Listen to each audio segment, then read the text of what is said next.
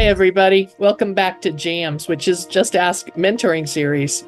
This is our month one video, and we expect you'll be watching it in either August or September, depending on when your district starts the school year. For example, I live in Colorado, and the district around me is beginning on August 12th. Now, Jeff's a snowbird and goes back and forth between New York and Florida, and those East Coast districts often start after Labor Day or beyond. And I am hoping that you had a chance to watch the summer video before this one, and you've oriented yourself to JAMS and all the resources that are going to be offered to you. That video and the accompanying monthly guide were meant to help you get ready for the start of the school year as a mentor. You'll remember in that summer video that we talked about overarching goals. 1, we want a highly effective, highly satisfied teacher in every classroom. And 2, we want to slow down the revolving door. Teachers continue to come into our profession and then exit within the first 5 years of their experiences. So slowing that down is our second goal. As a veteran teacher,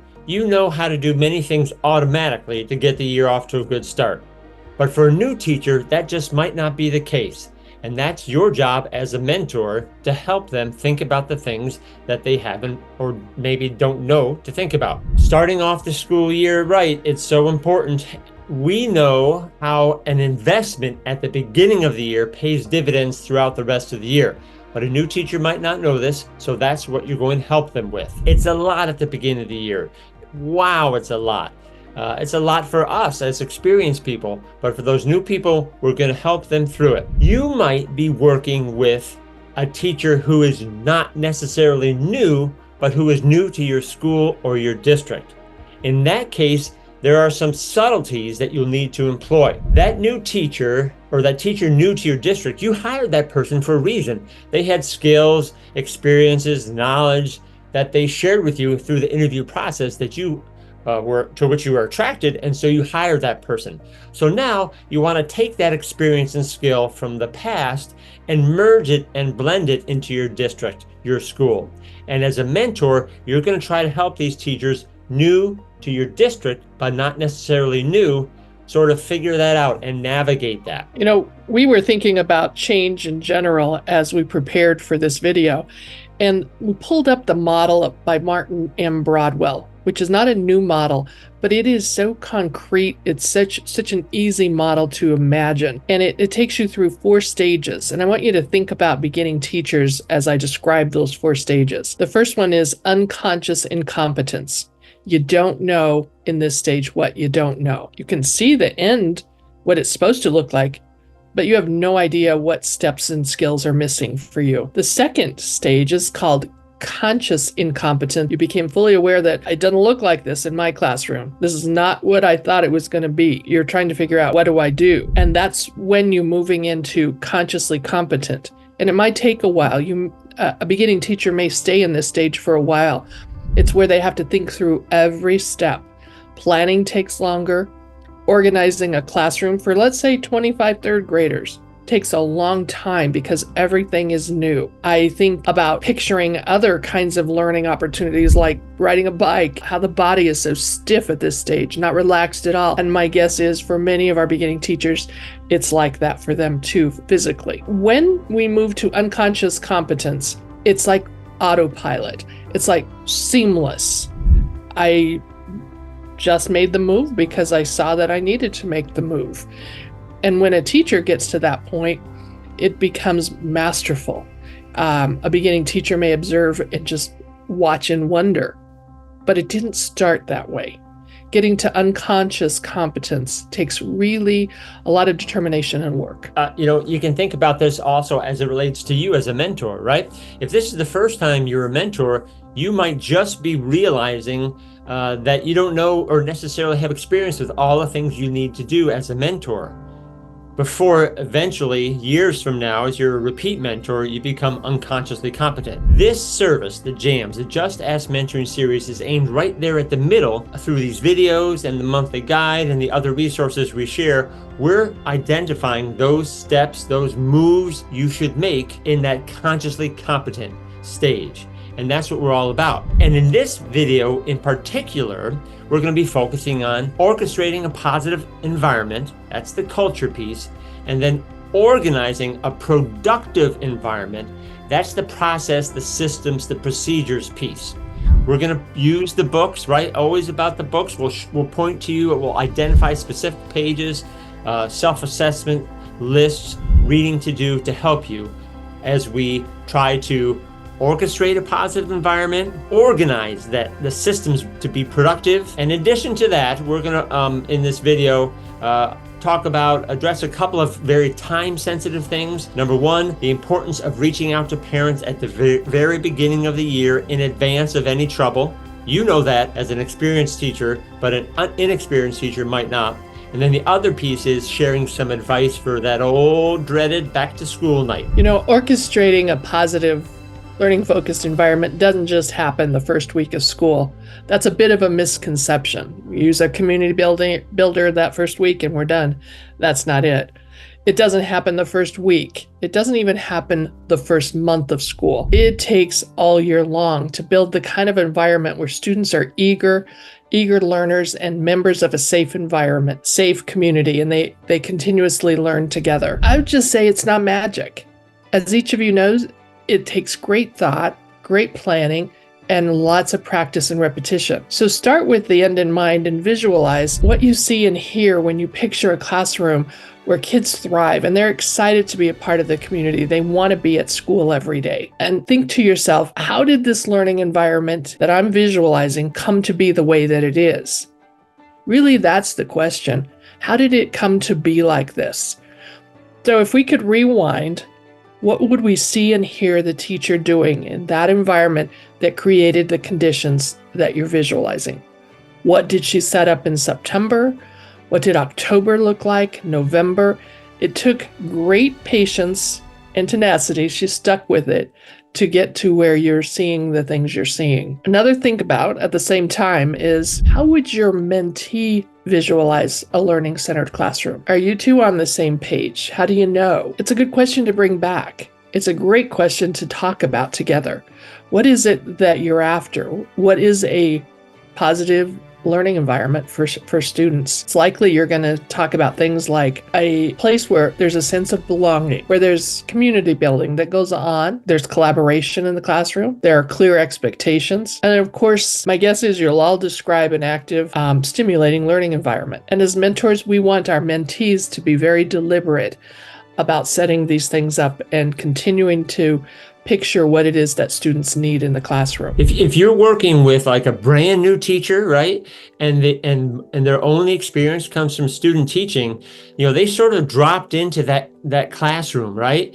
And the host teacher may have previously done all those things to set up that classroom environment. So the student teacher or the new teacher who only had student teaching experience might not have ever seen all of that happening. They just benefited from it. So your role as a mentor is critical. So resources ready, because we're going to give you some strategies right now that will help you kickstart this part of your work in supporting your mentee. Sticky notes, highlighters, and right now we're going to reference the book, Why Didn't I Learn This in College? And specifically chapter 2. Start with page 10. You're going to find a plethora of resources, of pages that are cross-referenced to strategies. You'll find some things that absolutely know as an experienced teacher, but you might say to yourself, I didn't think about telling my mentee about this or showing them this. So page 10 is one that I go to regularly. Also in that same chapter, pages 22 to 25 are, again, a plethora of getting to know you activities, stems you can use, questions you can use. It's a starting place. Now, if I'm going to give you a couple of strategies that have impacted me as I've been a teacher and coached teachers and observed lots and lots of students, is number one, learn your students' names quickly and information about each one very early in the year. That could be through interest surveys, student interviews, and you're listening in. Lots of ways to get that information. The other part of that is to help students learn each other's names. Mm-hmm. I've visited classrooms in November, and sometimes the kids are still confused on who's who. Now, these were younger kids, but still, it takes some practice, doesn't it? It took me years before I ever thought I was always so worried about learning the students' names, but they may need to learn each other's names too. And it was years of teaching before I ever even thought about that. Very important point. An example that I like from these pages is the one, that's true about me. When you just simply ask students in the classroom, some certain prompts, and if that's true of them, they stand up and they can then look around to say, hey, who else likes playing soccer, or who else likes computer games? And I'll also tell you, that's a great strategy. You can use that with any age group, from the youngest ones to the oldest ones, including adults. That's one of my go-tos. Oh, me too. All right, so look on, kind of hold page 25 if you've got your book in front of you, and also flip to page 251. It is about scaffolding for kids to learn how to interact and collaborate with each other. One of the things that you'll be helping them set up are small groups, and it begins with, in lots of cases, with paired learning. And for students to learn how to share airtime, for students to learn how to listen, how to ask good questions. There's some good tips in here. And I just think of this page as a scaffold as we're getting ready to have a community that's able to have these kind of conversations. Now, on page 25, you flip back to that. It has that plethora I told you about of ideas about, okay, I'm just starting off with getting kids used to talking to one another, particularly students who don't know each other. I can use some of these stems to provide a stem that's of interest to them. One of our absolute favorites with paired conversations is on page, I'm going to flip you back to pages 252 and 253 in the book Why. You will see there learning buddies. The directions are on page 252, but some examples are on page 253. I love these examples. They came from teachers in some of the classes that we've taught in some of our districts we've been in.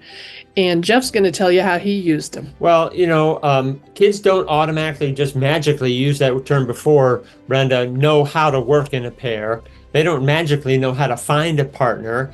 And if we let the social worries of finding a partner, who's going to work with me, who's not going to want to work with me, if we open the door, those things take over. Using the clock buddies or the learning buddies takes that away. So what I would do when I was a teacher, at the beginning of every unit, we would have new clock buddies, and then the students would know with whom they would work anytime I told them. And I was a middle school teacher. I actually had some students tell me how much they appreciated just knowing that with the person with whom they would work, their partner, it was just taken care of, and they didn't have to worry about it anymore. That's another strategy. It works from young to old. I very much encourage you to use those appointments. Another way that we can create a culture of learning that we desire is through active learning rather than passive learning. In pages 66 through 67, if you flip to those, I'm betting that over time, these are going to become your favorite pages in the whole book. And Brenda knows exactly what I'm talking about. You'll dog ear them, you'll stick that sticky note at the top, because inside there are references to all the active learning strategies, dozens, scores of active learning strategies in these books where you can find them. It's not just doing an active learning strategy for the sake of doing it. It's about being deliberate. And so if you want students, for example, to be able to summarize their learning, here are 12 strategies, active learning strategies for summarization. If you want students to be able to work in collaborative pairs or small groups, there's about 20 suggestions of active learning strategies that can make that happen. It's not magic. It's about visualizing what you want, as Brenda started, and then looking for the resources, the deliberate moves, steps you take in order to have that learning environment, that learner-focused, collaborative community culture that you want. So we're going to end this chapter with you flipping over to pages 43 and 44. It is a self-assessment you can use with your beginning teacher. It's got a lot of prompts, as you can see, 2 full pages. So sometimes I'll say that might be too much at this moment, so I'm going to cut it into half and share it bit by bit over time. But if your teacher could use this to figure out what's working, what's a goal for the month, you'll find it as an invaluable tool for keeping a focus, because sometimes you're going to feel as a mentor, you don't know where to start. There's so many different things you could be doing and supporting. So to have the voice of the teacher helping you, because they know all day long when they're with students where they're really needing some support. So nice tool right there. It's actually, just FYI, at the end of every chapter, you'll see a self-assessment. Yeah, just picture yourself. You're not sure about how to tackle these issues with maybe you're not sure with your mentee. Say, hey, look, here's this list of things. You could blame it on us. Say, Brenda and Jeff said to do this, or you can say, I found this. Let's take a look at this together. Let's walk through it. And it is going to really prompt some good conversation and remind you and introduce your new teacher to some very, very important things about setting up a positive learner-centered culture in the classroom. Just as important as orchestrating a positive learning-centered atmosphere, it is important to organize a productive environment. This means setting up systems within the classroom for how everything works. The purpose of such procedures and routines is to ensure that the classroom is organized for high levels of learning. The learning will suffer if the classroom isn't organized and procedures aren't working well. So planning procedures and regularly evaluating the effectiveness of them is crucial to setting up the classroom that you envisioned in the previous section. Paula Rutherford, the author of our books, said it this way: a routine is just a dream unless it produces the results we want. In order for our procedures to become embedded into classroom life, we have to not only be clear about what we want, but we have to be able to describe it and demonstrate what we want, and then have students rehearse and practice it. She said that using direct instruction might be just the ticket for these kind of things. Teach it, model it, I do it, we do it, you do it, those kind of things, with practice and rehearsal as needed until it's learned. It's not magic. Students don't know what to do and when to do and where to do it unless we first teach it and then we practice it and expect it. Now, as usual, there are a variety of Just Ask tools to help you and your mentor think about how to organize the learning environment you desire and how to teach the students how the classroom operates. Now, in the previous section about orchestrating that learning-centered environment, it was chapter 2. Now, for organizing the productive systems and processes, it's all about chapter 9 in here, which starts on page 221. So use your sticky notes, make some flags, because you're going to find all sorts of ideas for everything from dealing with paper flow to getting students' attention, managing time, and very important, managing transitions. In these pages in chapter 9, there are many suggestions for avoiding that mayhem in the classroom that you most certainly do not want. Think of that Allstate. Every time I hear the word mayhem, I think of that Allstate guy in those commercials and how he creates mayhem. Well, he doesn't know. He hasn't seen mayhem until he's seen a classroom that's out of control.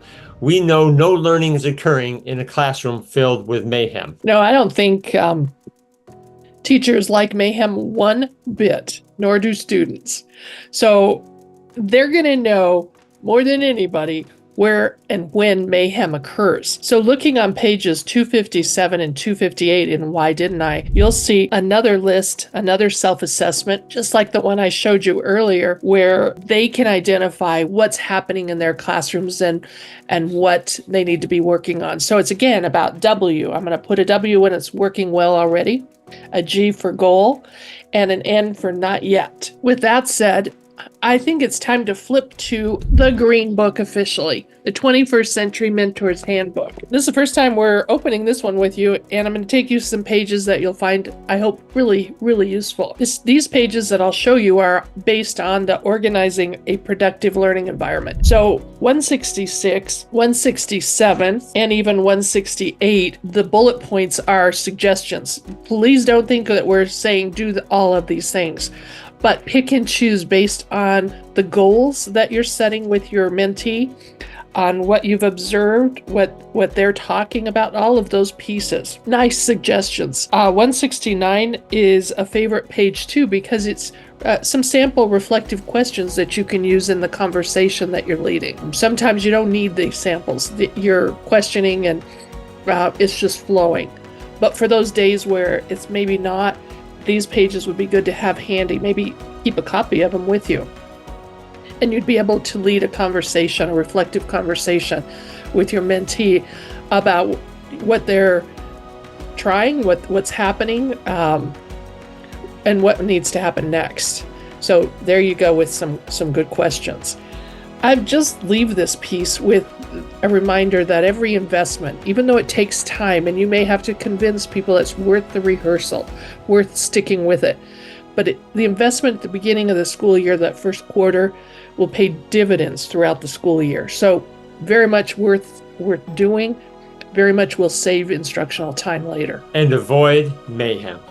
Oh yes, avoid mayhem. We've already hit you with a lot in this video.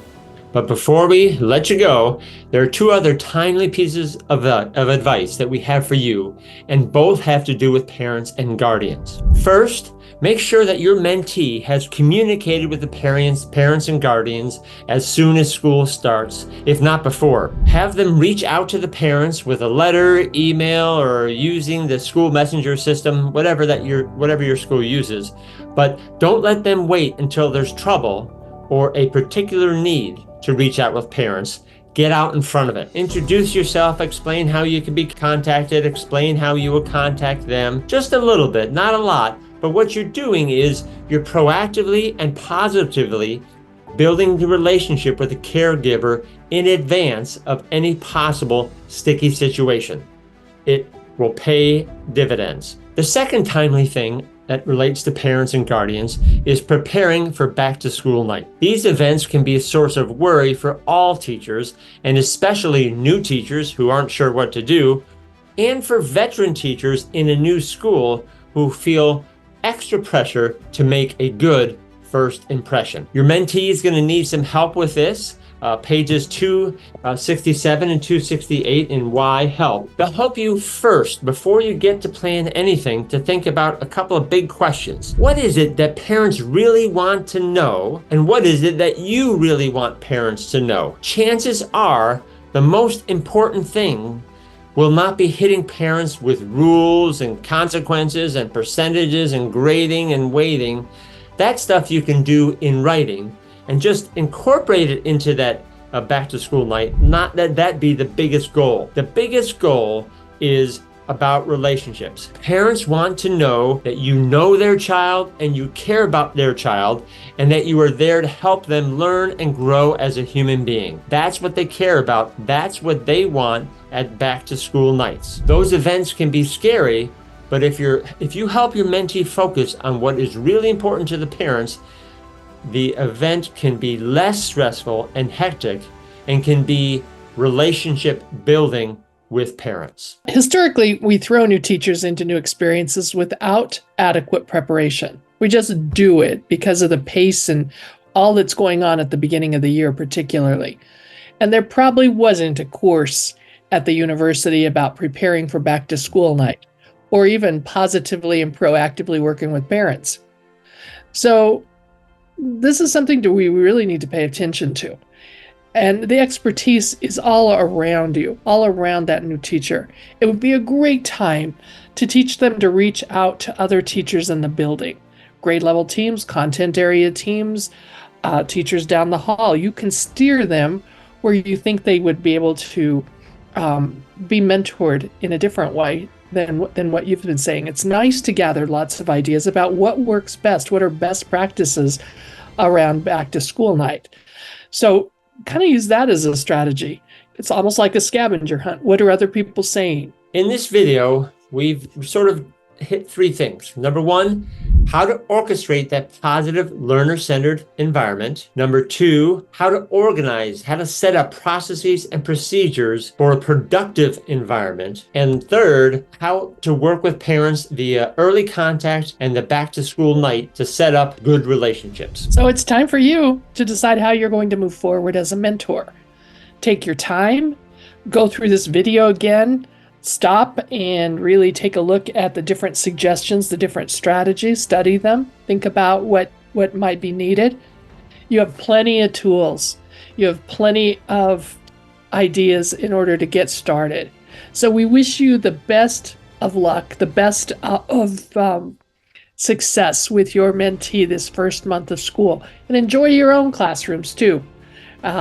It's an exciting time of year. See you next month.